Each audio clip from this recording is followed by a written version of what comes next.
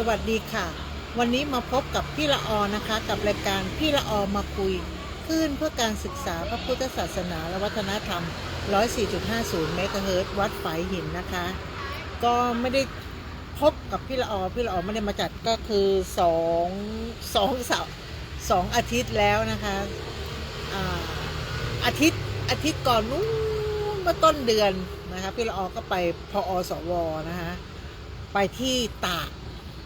ก็ไปเกี่ยวกับทันตกรรมเคลื่อนที่นะคะ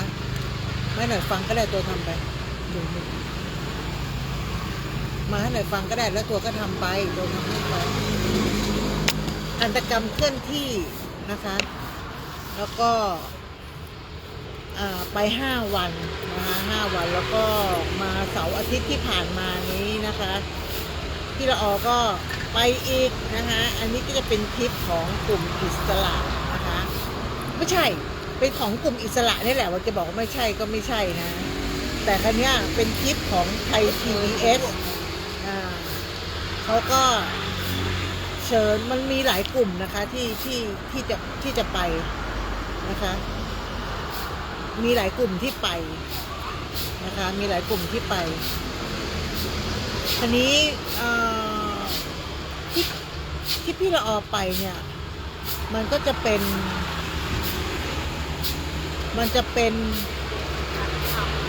นเหตุการณ์ที่ไทย PBS มาขอร่วมมือกับที่จังหวัดน่านนะคะก็มีหลายโครงการหลายกลุ่มนะคะที่จะไปร่วมกันก็คือไปช่วยโครงการของไทย PBS ไปสนับสนุนนะคะก็ไปแจกของนะคะเป็นโครงการของไทย PBS ก็ไปร่วมแจกของนะคะไม่ว่าจะเป็นโรงเรียนต่างๆที่เราไปนะคะก็จะไปโรงเรียนบ้านปากกำนะคะกับโรงเรียนบ้านป่าบงบ้านบงนะคะที่ตำบลที่บ่อเกลือนะคะบ่อเกลือใต้นะคะช่วงที่เราไปเนี่ยมันก็มีเขาเรียกว่าอะไรนะคะมีอุปสรรคต่างๆมากมายนะคะที่เราจะเข้าในพื้นที่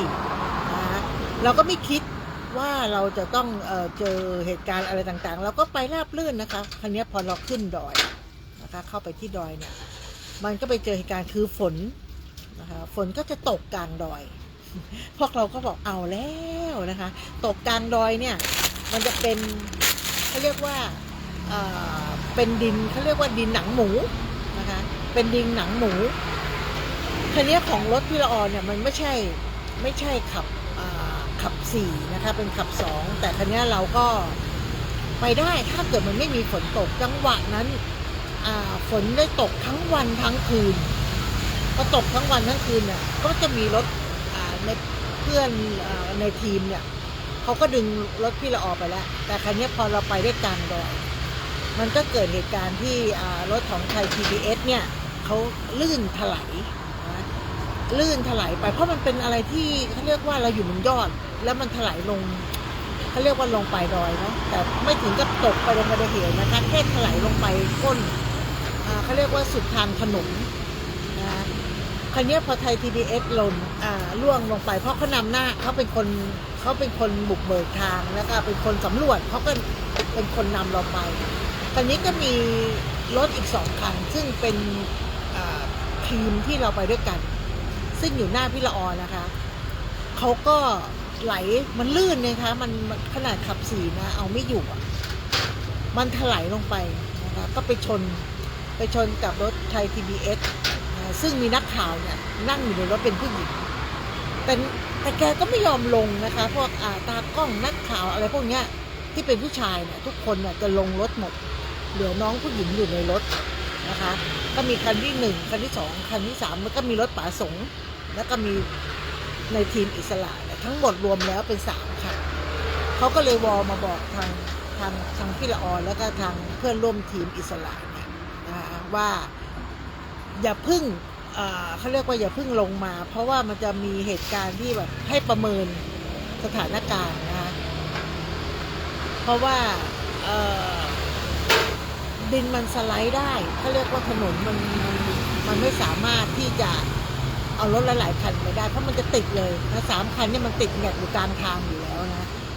รถพี่ละออก็เลยไปจอดที่โรงเรียนซึ่งมันอยู่กลางดอยยังไม่ถึงจุดหมายปลายทางนะยังไม่ถึงจุดหมายปลายทางที่เราจะไปแจกของกันเราก็เลยจุดพักตรงนั้นทีมงานของพวกเรากับไทย PBS นักข่าวเนี่ยก็เลยลงไปช่วย3 คันนั้นนะมันก็ตั้งแต่3 โมงเย็นนะคะ3 โมงเย็นเนี่ยยันเที่ยงคืนยังกู้รถไม่ได้อะประมาณสัก4 ทุ่มเกือบ4 ทุ่มเราก็เลยบอกวอไปบอกว่าให้ขึ้นมาก่อนถ้าเรากู้ไม่ได้ก็ไว้ตอนเช้าให้มากินข้าวกันก่อนไม่ว่าจะเป็นนักข่าวนู่นนี่นั่นเสร็จก็ขยับรถของทีมงานได้ให้มันหลบข้างทางเพื่อไทย PBS เนี่ยเขาจะกลับไปที่โรงเรียนป่าบงบ้านบงนะคะไปบ้านบงเพื่อจะให้ฝ่ายสนับสนุนเนี่ยเข้ามาช่วยเรานะคะตอนหัวค่ำเนี่ยตอนหัวค่ำก็จะมีตอนหัวค่ำมันจะมีทีมงานนะคะหัวค่ำจะมีอบต.นะคะแล้วก็ปลัดใช่แบบแล้วมาปลัดอำเภอเนี่ยมาเข้ามาดูนะคะแล้วก็มาช่วยเรานะคะปลัดอำเภอก็เข้ามาช่วยนะคะปลัดอำเภอมาช่วยปุ๊บก็เอารถแท็กเตอร์เขาเรียกรถแท็กเตอร์ใช่ไหมเอารถแท็กเตอร์มาช่วยนะคะก็มาช่วยกันเขาเรียกว่ากู้หลบรถได้ให้หลบให้เขาเรียกว่าให้รถของนักข่าวออกได้นะคะส่วนอีกคันในรถในทีมงานเนี่ยยังไม่สามารถขยับขยื่นได้เพราะว่ามันเป็นเขาเรียกอะไรนะมันเป็นเกียร์รถไม่ใช่รถไฟฟ้านะแต่มันเป็นรถมันไม่สตาร์ทไม่ติดเป็นรถเขาเรียกว่าเกียร์ออโต้เนาะเป็นเกียร์ออโต้เวลามันมีปัญหาปุ๊บเนี่ยมันถ้ามันไม่ติดมันก็ไม่สามารถที่จะขยับออกดอยได้ก็เลยว่าเที่ยงคืนแล้วนะคะเที่ยงคืนเราก็เลยว่าพักผ่อนก่อนก็ให้ทีมงานมากินข้าวนะคะแล้วก็เพื่อนๆแต่ทางน้องๆนักข่าวเนี่ยเขาก็ไม่รอเขาก็กลับขึ้นไปกลับไปทั้งท่ามกลางฝนตกนะตอนนั้นเขาลงมาก็เกือบเที่ยงคืนแล้วไงแล้วก็ไปถึงที่โรงเรียนบ้านบงเนี่ยตี 4ออกตอน4 ทุ่มนะจะไปถึงตี 4ซึ่งถ้าฝนไม่ตกเนี่ยขับรถประมาณครึ่งชั่วโมงก็ถึงทางดำแล้วนะแต่เนี่ยต้องค่อยๆไปนะค่อยๆไปนะคะแล้วก็ไปธรรมดาไม่ได้ต้องใส่โซ่นะคะเขาเรียกว่าขนาดขับ4นะต้องใส่โซ่เพื่อมันไปใส่โซ่เนี่ยเพื่อไปฝังกับดินเพื่อให้เราเรียกว่าสะดวกสบายในการขับก็ใช้เวลานานแล้วก็จะวอถามกันคุยกันอยู่ตลอดนะคะว่ามันเกิดเหตุการณ์อะไรยังไงอย่างเงี้ยนะคะก็ผ่านพ้นไปพอเช้ามาเนี่ยพวกเราก็มันไม่ฝนไม่หยุดเลยนะเราก็ทำยังไงเราก็ต้องออกจากพื้นที่นี้นะคะซึ่งเราก็ส่งมอบให้กับโรงเรียนที่เราจะไปแจกแต่ว่าเราเข้าไม่ถึงโรงเรียนที่เราจะที่ทางไทย PBS เนี่ยสำรวจเอาไว้นะเขาบอกว่าเข้าไปไม่ถึงก็ได้แค่ถ่ายภาพแล้วก็ส่งนะคะแล้วก็ส่งไปให้ทางน้องนักข่าวนะคะเช้ามาเราก็รีบกินข้าวกินปลาเสร็จเราต้องกลับออกไปทางดำให้ได้นะเพราะว่าชาวบ้านบอกว่าอย่าเพิ่งออกไปเลยรอให้ถนนแห้งรอให้ฝนไม่หยุดอาทิตย์นึงฝนจะหยุดหรือเปล่าเราก็ไม่รู้ไงนะคะเพราะช่วงนั้นพายุมันเข้าเขาบอกว่า2 วัน 3 วันและไอ้วันที่เราออกมาเนี่ยเขาบอกว่ามันจะตกหนักช่วงบ่ายเราก็รีบออกกันเลยก็ออกมา10 โมงเกือบ11 โมงแล้วนะรีบออกมาก็ค่อยๆออกกันมาเรื่อยๆก็อุปสรรคระหว่างทางมันมีเยอะแยะมากมายนะคะรถที่ทีมงานเสียนะคะค่อยๆลากกันมารถพี่ละออเนี่ยไม่ได้เสียนะคะแต่มันลื่นก็ต้องคอยดึงกันแล้วก็รถพี่ละออก็เลยใส่โซ่ก็เลยแบบขับออกมาได้นะคะก็มากันเรื่อยๆนะคะเรา ข้าวเช้าเราแทบจะไม่ได้กินเลยนะเรากินแค่กาแฟ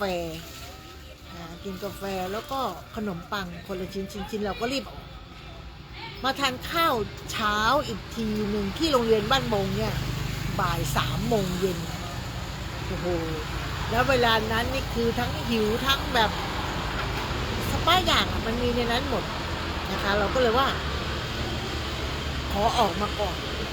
ยังไงก็ขอออกมาก่อนไม่อยากติดอยู่ตรงนั้นนะคะเพราะว่าที่นั่นยังโชคดีนะคะที่เขาเรียกว่ามีเน็ตเขาเรียกมีสัญญาณโทรศัพท์นั้นมีนะคะก็ถือเพราะเราไปพักโรงเรียนหนึ่งนะคะโรงเรียนป่าบงป่ากำซึ่งเราก็แจกของให้เขาด้วยนะคะเราพักอยู่ตรงนั้นแต่ครั้งนี้เรายังไปไม่ถึงอีกโรงเรียนหนึ่งเราก็ไม่เป็นไรเราก็พักอยู่ตรงนั้นแต่วันรุ่งขึ้นเนี่ยเด็กๆต้องมาเรียนเราจะไปพักอยู่ตรงนั้นอาศัยอยู่ตรงนั้นไม่ได้เพราะมันเป็นโรงเรียนซึ่งนักเรียนก็มาเรียนหนังสือนะคะเราก็ไปกัน10 กว่าคันก็20 กว่าชีวิตเกือบ30 กว่าชีวิตเราจะไปอยู่ตรงนั้นเด็กๆก็ไม่เป็นอันเรียนแน่นะคะเราก็เลยตัดสินใจออกมาจากตรงนั้นนะคะก็จะไปกันแค่เขาเรียกว่า2 คืน 3 วันไปมาเป็น3 คืน 4 วันเพราะว่าเขาจะออกมาได้เขาจะนู่นนี่นั่นทุกคนนอนก็น้อยตื่นเช้านอนน้อยนะตื่นเช้าก็เพลียกันหมดที่เพลียนี่คือ1ฝนตก2ว่าเขาต้องไปช่วยกันซ่อมรถล้างลากรถดึงรถทุกอย่างมีนั่นหมดทุกคนเหนื่อยล้ามากก็ถือว่าเป็นที่จังหวัดน่านถือว่าที่นี้เป็นรถพี่ละออนี่ไม่เคยนะตั้งแต่เราขับรถขึ้นดอยมา10 กว่าปีไม่เคยต้องให้ใครมาลากมาจูงเพราะเราไปอะไรกันนั่นจะไปทำถ้าฝนเรารู้ว่ารถเราพร้อมหรือไม่พร้อมเราก็จะไม่ขับไปแต่รอบนี้มันไปเจอเหตุการณ์เฉพาะหน้านะคะเข้าไปในดอยแล้วฝนตกเข้าไปที่ดอยแล้วฝนตกเราก็เลยว่า ไหนๆก็ไหนๆนะมันก็เป็นอะไรที่แบบเหนื่อยแต่มีความสุขเขาเรียกว่าเหนื่อยแต่มีความสุขทุกคนถามว่าเหนื่อยไหมก็ไปเจอบรรยากาศที่ถนนหมายเลข3หมายเลข6หมายเลข8ที่พักเขาเรียกถนนพระผ้าเนาะแล้วกลับไปที่บ่อเกลือมันเป็นอะไรที่เราเอาของไปบริจาคแต่เราเป็นผู้ประสบภัยเองเราก็เลยบางอย่างเราก็ต้องของบริจาคเพราะเราคิดว่าไปนอนแค่คืนเดียวไงเราก็จะมีแค่ไข่มาม่าไปแค่นั้นเองเพราะเช้าเราก็ออกมากินในเมืองมาแล้วเราไม่เอาเครื่องครัวไม่เอาอะไรไปมาเป็นผู้ประสบภัยเราก็เลยต้องขอของบริจาคและข้าวของเปียกหมดเลยนะครับฝนตกทั้งวันทั้งคืนเลยแบบตกไม่ให้พักผ่อนเลยนะคะมันก็เลยเป็นอะไรที่เหนื่อยสนุกเสี่ยงอันตรายแล้วก็มันได้ลุ้นที่เราเอาเป็นเนนี่แบบเครียดมากเหนื่อยมากแบบลุ้นว่าเมื่อไหร่จะถึงทางดำว่าลุ้นว่าเอาง่ายๆนะที่เราเอาไปนอนฝันหลับแล้วปุ๊บเห็นแต่โค้งของดอยตั้งแต่ขึ้นดอยมาเนี่ยที่เราไปกลัวดอยกลัวความสูงอยู่แล้วนะแต่ก็ไปทุกครั้งแล้วมันรอบนี้มันเป็นอะไรที่แบบเอาไปฝันน่ะว่าเราจะพ้นโค้งนี้ไหมเราจะพ้นโค้งนี้ไหมจะรอดโค้งนี้ไหมอะไรทำนองนี้เราก็เนาะก็เป็นแล้วเราก็ได้เห็นนะคะเพื่อนในทีมในกลุ่มที่แบบว่าพร้อมใจกันแล้วก็ให้ความร่วมมือและเป็นน้ำหนึ่งใจเดียวแล้วก็สามัคคีกันมันก็เป็นอะไรที่เรามองดูแล้วเรามีความสุขถึงจะไม่มีอะไรกินเนี่ยนะคะแต่มันก็มีความสุขนะคะถ้าบางครั้งเขาบอกว่ากินมาม่ากลางดอยเนี่ยมันอร่อยมากๆมันแบบไหนวันนั้นทุกคนพวกที่ไปกู้รถเนี่ยที่เราออกก็ต้มมาม่ารู้เป็น10-20 ฟองเลยนะต้มเขาเรียกว่ากระทะใหญ่ๆเลยแล้วก็ใส่ไข่นะคะใส่นู่นนี่นั่นลงไปพอมาถึงปุ๊บ หนาวก็หนาวเนาะเหนื่อยก็เหนื่อยเขาบอกว่าซดมาม่าร้อนๆน้ำร้อนๆทุกคนพูดเป็นเสียงเดียวกันเลยว่าอร่อยมากพี่อ๋ออร่อยมากๆกินมาม่าที่ดอยนี่มันทำไมมันมีความสุขและอร่อยมากๆแบบนี้นะคะก็เลยบอกว่านี่แหละคือรสชาติของชีวิตที่เขาบอกว่าอะไรกินบนดอยอร่อยหมดนะแม้แต่มาม่าซึ่งเป็นอาหารที่เราถ้าเราอยู่เราไม่ได้ขึ้นดอยหรือไม่ได้อยู่กลางป่ากลางสายฝนกลางอะไรก็แล้วแต่เนี่ยเราจะมาม่าก็คือมาม่าเนาะก็มันก็อร่อยนะแต่ก็ไม่ใช่แบบว่าวิเศษอะไรขนาดนั้นแต่พอถึงยามวิกฤตที่แบบว่าเราจะต้องที่เราไม่มีอะไรจะกินอ่ะแล้วทั้งเหนื่อยมาทั้งหนาวทั้งมีนั้นนะนะคะหนาวต้มมาม่าให้เขากินทุกคนมีแต่บอกว่ามันประทับใจมากมันอร่อยมากมันชื่นใจมากมันหายเหนื่อยหายหิวอะไรแล้วแต่คนก็เอาข้าวตักที่เราเอาข้าวหม้อใหญ่เลยค่ะแล้วไม่มีคนกินเพราะว่าก็ห่วงนะพวกที่ไปกู้รถกันพวกผู้หญิงก็ไม่เป็นอันทำอะไรแล้วนั่งคอยเชงมองว่าอะไรเขาจะขึ้นมากันเนาะวอไปว่ามากินข้าวแต่ไม่มีใครตอบไม่มีสัญญาณตอบรับอะไรเลยนะเราก็ได้แต่พอ4 ทุ่มเราก็เราไม่ไหวแล้วรอไม่ไหวเราก็กินแต่พวกผู้ชายที่ของกู้รถเนี่ยเขาก็ไม่หิวนะคะเที่ยงคืนขึ้นมานั่นแหละเราต้มมาม่าแล้วก็ทำเขาเรียกว่าอะไรนะจุดกองไฟไว้กองใหญ่ๆกองหนึ่งเพื่อเขาขึ้นมาเหนื่อยแล้วก็หนาวเขาอยู่ท่ามกลางสายฝนเนาะมาถึงปุ๊บเราก็ไล่เขาเลยไล่เขาไปอยู่ที่กองไฟเขาไปอยู่กองไฟปุ๊บผิงไฟเขาก็ร่างกายอุ่นปุ๊บเราก็ต้มมาม่าร้อนๆเลยนะให้เขากินแต่ละคนกินใจเขาบอกว่ามันพิเศษมากพี่ออมันอร่อยมากมันเราเห็นเขาจะกินได้เลยเราก็ดีใจมีความสุขเนาะว่าถึงรถเป็นยังเอาขึ้นมาไม่ได้ก็ไม่เป็นไรเพราะอะไรรู้ไหมเสบียงมันสำคัญที่เราทำไมเราถึงต้องกินแบบเอามาม่าของที่เราไปบริจาคมานั่งกินเพราะอะไรมั้งอาหารลดอาหารลดเครื่องครัวมันอยู่เขาเรียกว่าอยู่ตีนดอยนะคะรถที่มันถลายลงไปที่ข้างดอยเพราะเราอยู่ตรงสูงมันไหลลงไปเนาะเราไปเอาสลิงลากมาตรงนี้สลิงมันขาดพอมันขาดปุ๊บมันก็รถมันก็เลยไหลลงดอยแล้วก็ไม่สามารถที่จะเปิดประตูได้ไม่สามารถทำอะไรได้เลยอาหารอยู่ในนั้นเพียบของบริจาคเด็กๆขนมปังโดนัทอะไรก็แล้วแต่อยู่นั้นหมดพอเขากู้ขึ้นมาได้โดนัทยังไม่ถึงเด็กค่ะถึงพวกพี่ละออที่ไปแจกเขาทำชีวิตติดก่อนเพราะว่าทุกอย่างมันเปลี่ยนผลมันข้าวที่เราเอาไปแจกเขาไม่ยังโดนฝนเลยเราต้องบอกดูว่าข้าวมันโดนฝนนะยังไงก็รีบไปเอาไปตากหรือว่าเอาไปหุงเลี้ยงเด็กๆก่อนได้เลยเพราะว่ามันไม่สามารถที่จะควบคุมอะไรได้เป็นอะไรที่เป็นอุปสรรคนะคะแต่มันถามว่าทริปนี้เป็นไงบ้างทริปนี้มีความสุขหนาวก็หนาวเหนื่อยก็เหนื่อยลุ้นก็ลุ้นเอามานอนฝันกันเลยอ่ะเอามาประโวกเป็นอะไรที่แบบเราก็เลยกลัวไปเลยนี่ก็เป็นอีกเหตุการณ์หนึ่งนะคะก็เลยทริปนี้พี่ละออก็เลยไม่ได้ไปไหนแล้วนะจะไปปีนี่แหละปีหน้านะคะปีหน้าแล้วก็อาทิตย์หน้าวันที่28พี่ละออไม่แน่ใจนะคะว่ามันเป็นวันอะไร28แล้วพี่ละออดูปฏิทิน28เป็นวันอาทิตย์พอดีเลยนะวันอาทิตย์ที่28วันเสาร์ที่27คือวันที่28เนี่ยตรงกับวันอาทิตย์ซึ่งเป็นวันเกิดพระอาจารย์ภาสกรนะถ้าท่านอยู่นะเราก็มารำลึกถึงท่านก็จะมีเราก็มีเลี้ยงเพลงเลี้ยงสวดมนต์นะคะทำบุญให้กับพระอาจารย์นะคะพระอาจารย์ที่เรานับถือนะคะท่านเป็นผอ.คนที่สองของธรรมสถานนะคะก็เป็นองค์ที่2ของธรรมสถานองค์แรกก็คือเป็นแม่ชีเพียงเดือนแล้วก็มาเป็นพระอาจารย์ภาสกรนะคะแล้วก็องค์ที่3ก็เป็นพระศรีนรินทร์นะคะพระศรีนรินทร์แล้วก็พระศรีนรินทร์ตอนนี้คุณนุกก็ไปเป็นเจ้าอาวาสอยู่ที่วัดป่าเขาแม่แต่แล้วก็คนที่4ก็จะเป็นท่านโอปอนะคะชื่อจริงท่านชื่ออะไรไม่รู้จำพี่ละออจำไม่ได้ชื่อ กิจท่านเรียกแต่ท่านโอปอท่านโอปอเนาะก็เป็นผอองค์ที่สี่ก็28เนี่ยก็เป็นวันของวันเกิดครูบาอาจารย์นะคะ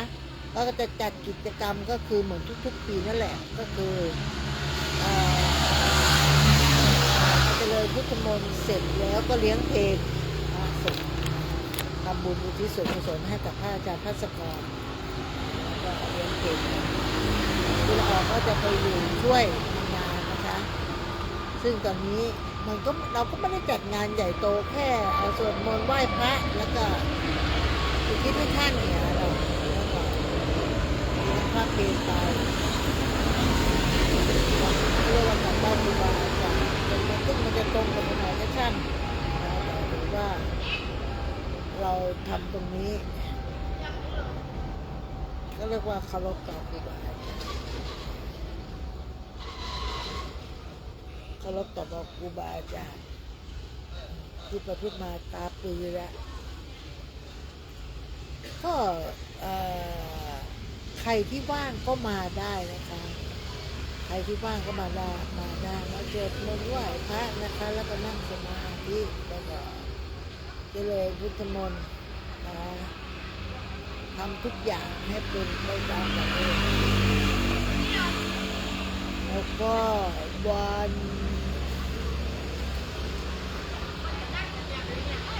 ทุกคนก็จะมารวมกันแล้วบางทีเราไม่จำเป็นต้องที่ทำไม่ได้ก็ใครอยู่ใกล้วัดไหนเราก็ไปทำเขาเรียกว่าอะไรตัวเชื่อชุดเบล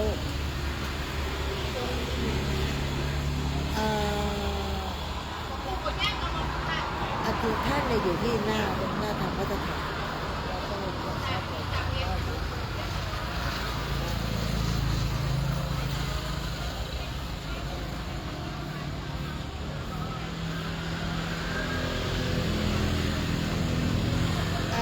กำลังคิดอยู่นะคะว่าพรุ่งนี้วันอาทิตย์วันนี้พระอาจารย์คงไม่ได้ดูเพราะว่าพี่เราอยู่ไป2 เสาร์นะ2 เสาร์ 2 อาทิตย์นะคะก็หยุดไปเพื่อไปทำหน้าที่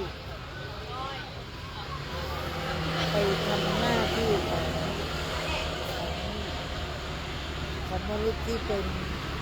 ตัวแทนนี่แหละเป็นหลายเรื่องหลาย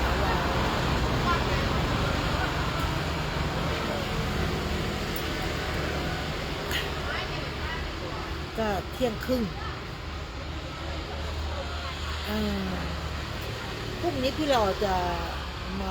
พูดเกี่ยวกับตอนนี้เราต้องเป็นอะไรนะตอนนี้เราต้องให้กำลังใจกับทหารที่อยู่ในบ้านเพราะว่าเราก็อยากให้มันจบเนาะแต่อยากให้แบบบึ้มไปเลยนะคะบึ้มออกไปโดยที่เราไม่ต้องเรียกว่าอะไรประชาชนชาวบ้านที่อยู่ตรงนั้นเขาก็บอกว่าอยากให้มันจบนะคะอยากให้มันจบแล้วก็เราอยากให้ทหารไทยปลอดภัยทุกท่านปลอดภัยทุกคนเลยก็ขอภารกิจของท่านเรียกว่าลาบลื่น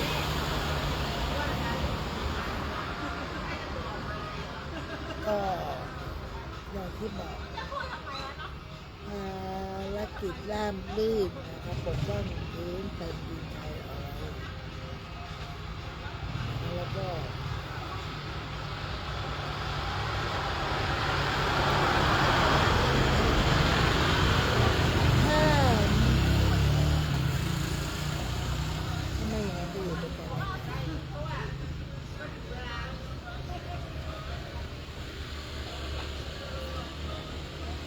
วันนี้เป็นวันที่20พรุ่งนี้ก็21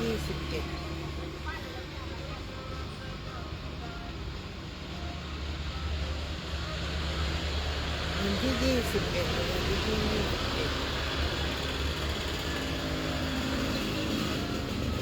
21บ วันที่21ก็มีที่ทำมาตรฐานก็จะมีตอนนี้มันเป็นวันที่21ก็สัตตะสังฆทานที่เราไม่มั่นใจว่าเพราะว่าช่วง2 อาทิตย์นี้ที่เราก็ไม่ได้อยู่บ้านเลย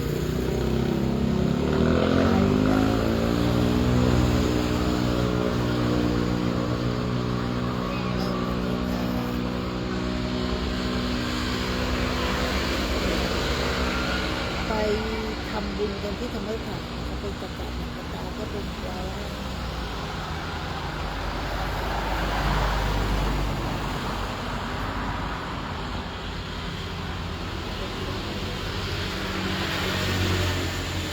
อันนี้มันไม่ได้เดทออกวันจะบอกว่าไงดีถ้าเราจัดข้ามถนนเนี่ยเสียงมันก็จะดังแล้วก็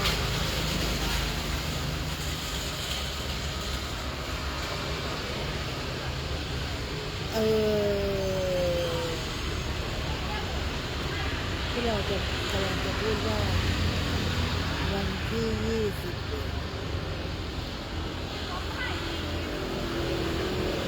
วันที่21ที่เราก็นึกไม่ออกว่าที่เราจะทำ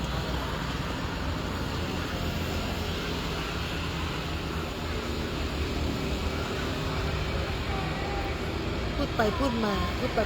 ก็ไปเข้าเรื่องการเมืองเรื่องนี้นั่นไม่รอก็เลยขี้เกียจที่จะพูด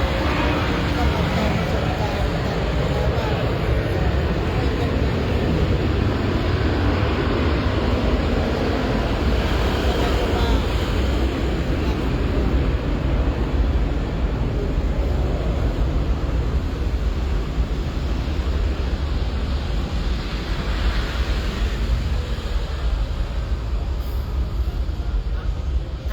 ว่าไงจ๊ะสาวพี่นั่งหลับแล้วเนี่ยอยู่บนดอยไม่ใช่เหรอวันเนี้ยใช่ไหมอ๋อบนดอยหนาวเปล่าเนี่ยนั่งหลับแล้วไม่เข้ามาเนี่ยหัวทิ่มไปแล้วเนี่ยไม่รู้จะพูดอะไรไม่รู้จะคุยอะไรไม่ได้มีข้อมูลก็เลยไปคุยกันเรื่องบนดอยตอนนี้เขาก็อยู่ดอยอินทนนท์ข้างบนเห็นอาจารย์บอกว่าอากาศหนาวมากๆแต่ใส่แค่แขนสั้นเองนะไม่ใส่เสื้อกันหนาวไม่หนาวเหรอ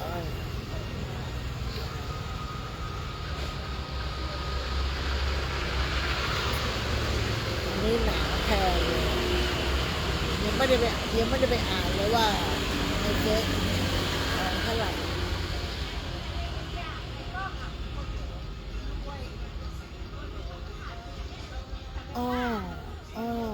แอนทีนะก็นั่นแหละเที่ยงครึ่งนาฬิกาไม่ตายนะใช่ไหมเที่ยงครึ่งใช่ไหมอีกครึ่งชั่วโมงจะคุยอะไรดีหรือเราออกก่อน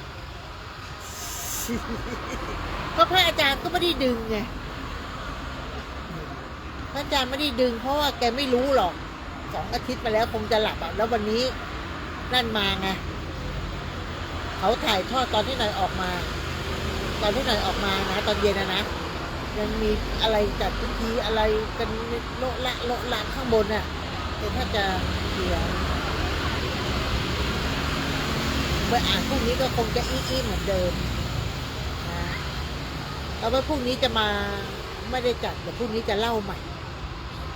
นะเพราะว่าไม่ดึงก็บอกแล้วว่าไม่ได้ดึงก็พูดอยู่เมื่อกี้ด้วยไม่ได้ดึงเพราะว่าแกคงจะหลับอ่ะเพราะว่าตอนเย็นที่หน่อยพูดอยู่นี่ไงตอนเย็นอ่ะมันมีตั้งแต่บ่ายน่ะพอเนี่ยออกมาเนี่ยได้ยินเสียงอยู่แต่ถ้าจะไม่ไหวเพราะว่าตะกี้แกไม่ได้อ่านเราก็ไม่รู้ว่าอ่านไม่อ่านเราก็เข้าไว้ก่อนแล้วเดี๋ยวแกมาเห็นตอนเช้าหรือเห็นตอนไหนแกจะได้รู้ว่าวันนี้เราจะแต่เราก็ดึงในเฟซไงเขาไลฟ์สดใน TikTok แต่ตอนเนี้ยคุณพี่จ๋าอะไรเนี่ยยังไม่ทานค่ะจ้าตะกี้เนี่ยนั่งง่วงนั่งหลับไปแล้วนายอ้อเข้ามาตื่นขึ้นมาถ้าไลฟ์ทำติ๊กต็อกก็ดีหน่อยว่าเพื่อนเยอะไงแต่ตอนเนี้ยก็คือนั่งไลฟ์ใน Facebook แต่ก็ไม่ได้ดึงเข้าไม่เป็นไรเพราะว่าพี่ออกไม่รู้จะคุยอะไรนะก็คุยนู่นนี่นั่น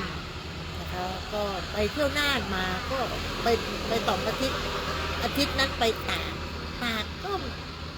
ก็สนุกนะมันก็มีก็ไปเจอนกปลายด้วยนะคะอันนั้นก็คือไปที่ตากท่าสัญญาเอามาอีกอาทิตย์หนึ่งมาขายของได้3 วันเองขายได้3 วันก็ไปน่านนะคะไปดูในอิสระได้เขียนอะไรเขาพิมพ์อะไรเข้ามาใครพิมพ์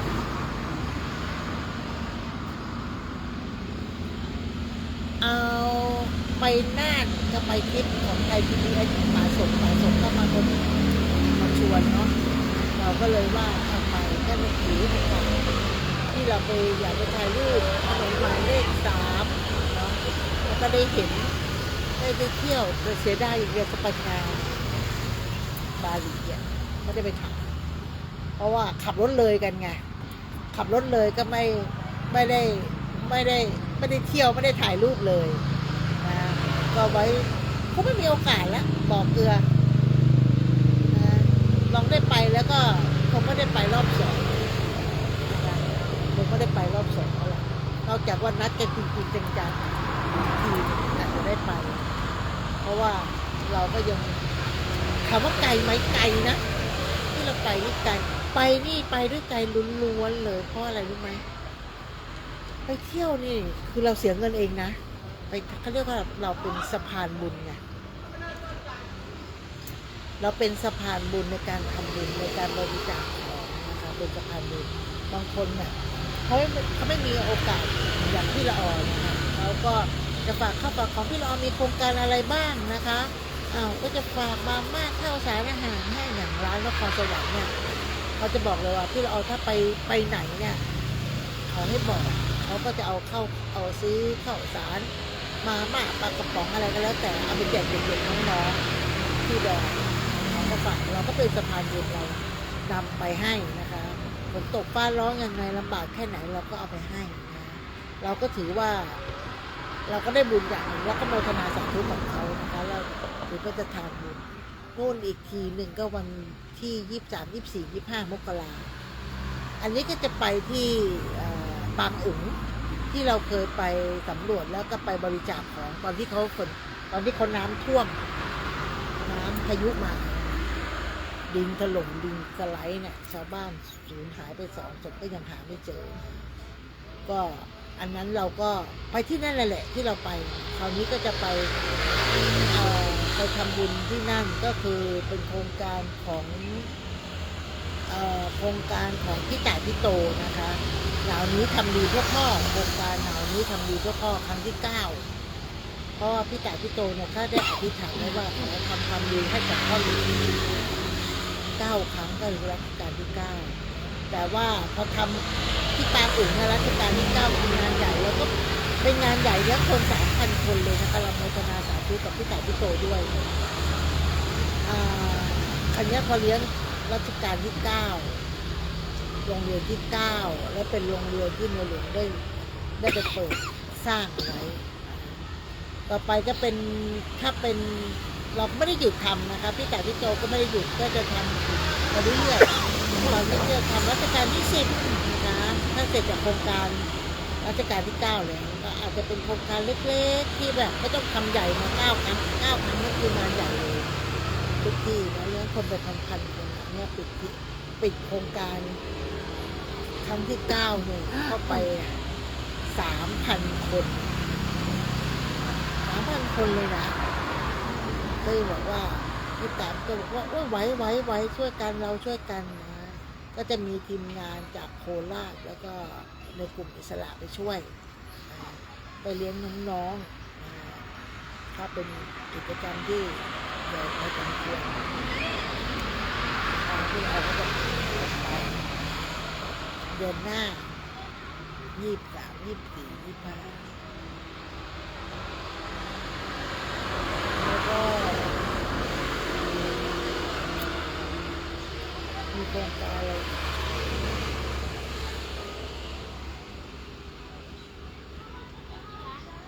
โครงการมันมีหลายโครงการ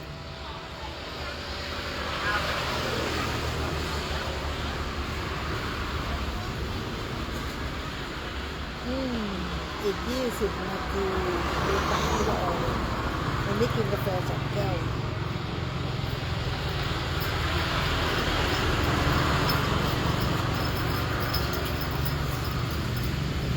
ตาก็จะลิบดี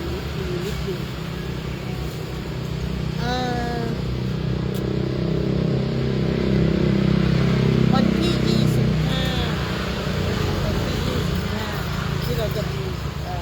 หยุดนะคะเราก็จะไปใช้ประการกันนะคะเพราะว่าจะไปท่าจ่างซึ่งเราไม่ได้ไปกันนานแล้วก็ถือเป็นโครงการดีๆแล้วก็เป็นครูบาอาจารย์ที่เราเอามาถือเป็นก็ไม่มีแกไม่มีแกเสียแม่ไปแล้วนะแกก็จะอยู่คนเดียวที่ปฏิบัติธรรมก็คือวัดเลียงโพชัยใต้เนี่ยแล้วก็คงจะมาอยู่คนเดียวปกติที่เราจะไปนอนอยู่ที่นั่นแม่แกเพิ่งเสียได้ปีหนึ่งแล้วปีนี้ก็ปีหน้าก็ขึ้นปีที่8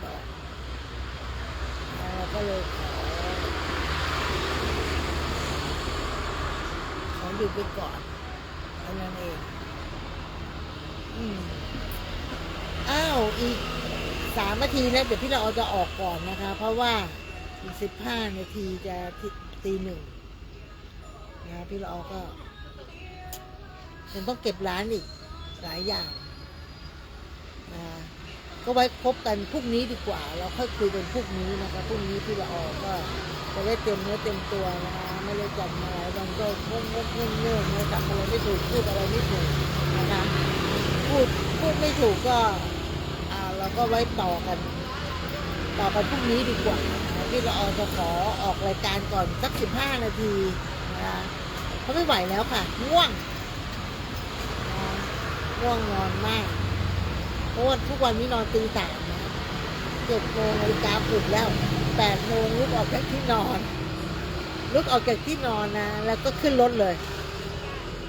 นะคะล้างหน้าแปรงฟันเสร็จก็กระโดดขึ้นรถเลยมาแต่งหน้าทาปากทาแป้งกันในรถทุกวันไม่งั้นมันไม่ทันถ้ามอนนั่งทาปากอยู่บ้านยังไม่ขึ้นรถนี่สายแน่ๆนี่ทาแป้งมาตั้งแต่หน้าบ้านเลยนะตั้งแต่แม่โจ้หน้าบ้านเลยมาถึงธรรมสถานเนี่ยเสร็จแต่งตัวเสร็จพอดีพอมาถึงปุ๊บเปิดประตูเข้ามาปุ๊บเนี่ยต้อนรับเสร็จสิ่งแรกคืออะไรรู้ไหมน้ำไปห้องฉันหรือเปล่านะคะเพราะมันเป็นอะไรที่ฝนตกแล้วน้ำมันจังท่วมเขาก็ซ่อมแต่มันก็ยังไม่ค่อยเท่าไหร่ไม่ดี